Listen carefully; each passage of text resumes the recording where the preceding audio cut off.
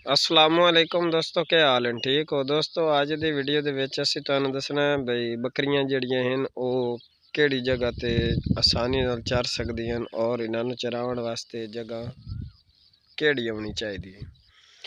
अच्छा, सब तो पहले दोस्तों भेड़ दे आने चराई बहुत ज़बरदस्त है, लेकिन बकरी तंग कर दी है और बकरी बहुत ही तेज़ जानवर है तो ये चराई कराना मुश्किल होंदा है।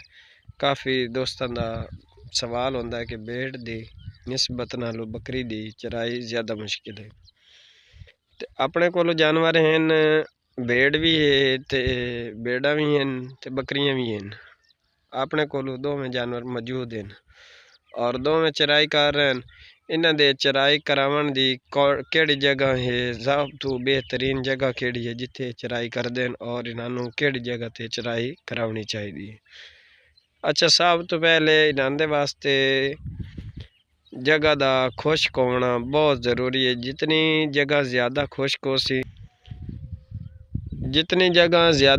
होसी उतनी बकरी और भेड़ दी चराई ज़्यादा होसी, उतनी ही वो चराई जिहड़ी है शौक दे नाल ज़ौक दे नाल करसी। अगर तो जगह गिल्ली है, जगह च नमी है तो उत्थे बकरी या भेड़ कोई चराई नहीं करती और वो चराई उहदी मुश्किल है, क्योंकि ये खुश्की नूं पसंद करती है जानवर, ना कि गिले नूं पसंद करती। इसे दे नाल असीं अज तुहानूं चल के बकरी ते भेड़ दी चराई दा तरीकाकार विखाने हैं। और भेड़ बकरी चरावना अंबिया कराम दा पेशा है और सुन्नत है। अगर कोई बंदा इहदा इनकार करदा है तो वह सुन्नत दा इनकार करदा है। अगर एक भी सुन्नत असीं जिंदा कर लई तो सानूं 100 शहीदां दा सवाब मिलसी।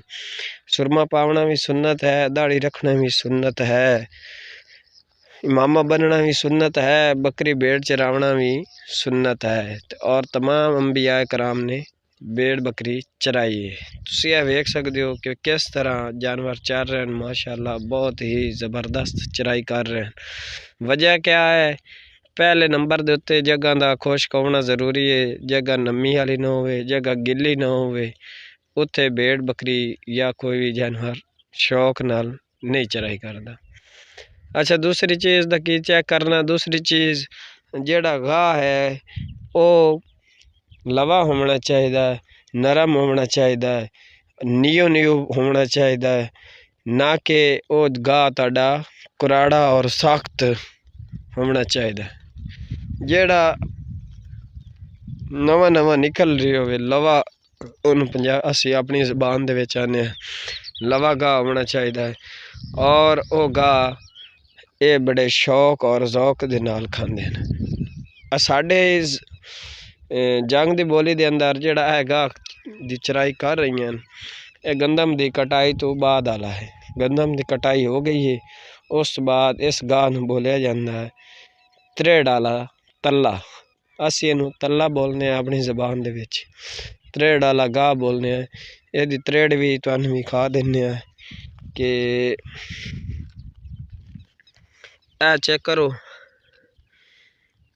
कि ये किस तरह त्रेड़ है। ये गाह दी पैदावार बड़ी तेज़ी दे नाल हुंदी है। ये अगे अगे होंदा जांदा है, नाल दे नाल ये जुड़दी जांदी है, ज़मीन दे थल्ले दी जड़ हुंदी है और ये टुरदा जांदा है। ये सारा गाह इस तरह दा ही है, चेक कर सकते हो। और इसकी बड़ी शौक और बड़े ही पेट भर के चराई कर दी। एवं जितने जानवर हैं ये माशाल्लाह पेट भर लिया है और ये हाले भी शौक नाल चराई कर रहे हैं। अच्छा, दूसरी गल ये है जेड़े दोस्तां ने बकरी नूं चरावना ज़्यादा मुश्किल है, वो मुश्किल है अगर तुहाडे जानवर चराई ते तुसीं उन्हां नूं कंट्रोल कर लिया। मिसाल तुहाडा जानवर चराई नहीं करता, इधर दे बजदा है, तंग करता है, उन्होंने तुसीं किसी न किसी तरह नाल कंट्रोल रखना ताकि वह बाहर दूए जानवरों तो अलग ना होवे। उसनूं तुसीं दूए जानवरों दे नाल या बन देवो ते या उसनूं किसी न किसी तरीके कार नाल हिलाओ। हुण साडे कोल बकरियां चर रही हैं और ये बकरियां भेड़ दी निस्बत नालों ज़्यादा चराई करदियां और एक जगह ते करदियां। भेड़ हैं वो ज़्यादा तेज़ी नाल यानी कि चलदियां ते जेहड़ियां बकरियां हैं ये माशाअल्लाह हिके जगह ते चराई कर रही हैं, ना कि बकरियां ज़्यादा तंग कर दियां। तुसी ये चेक करो बई इन्हां दे पेट भी फुल हैं फिर भी ये चराई कर रही हैं और ये अपनी खुराक पूरी लै रही हैं जितनी इन्हों ज़रूरत है।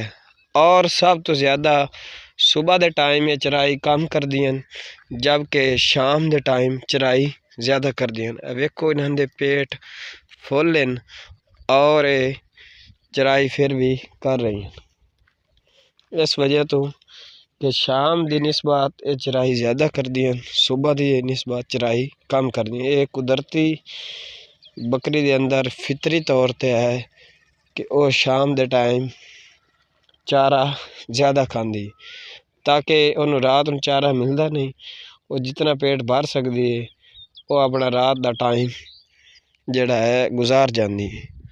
और शाम बकरी नूं चारा भी ज़्यादा देना चाहिए। वीडियो अच्छी लगे वीडियो नूं लाइक करके कमेंट दसना है। जितनी एक कोई मालूमात कमी रह गई हो तो ज़रूर अपनी राय पेश करें।